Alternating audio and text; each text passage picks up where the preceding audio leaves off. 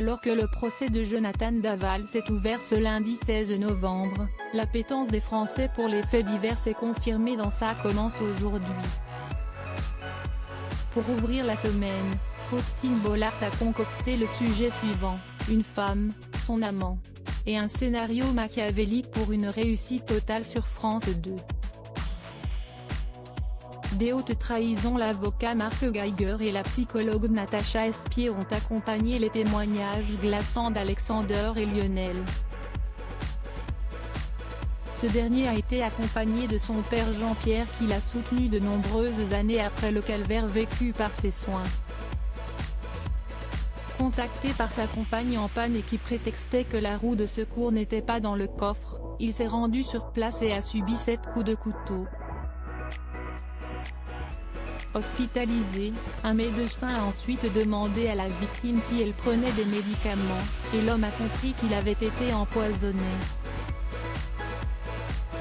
Quant à Alexander, âgé de 24 ans, il a relaté un fait remontant à novembre 2008. Mon papa a été assassiné par les amants de ma mère qui auraient commandité son assassinat, a-t-il commencé en faisant écho à la célèbre affaire Jean-Luc Lemaire.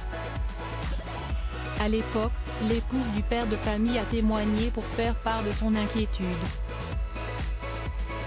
Depuis, Alexander refuse de l'appeler maman et ne lui donne même plus de nom.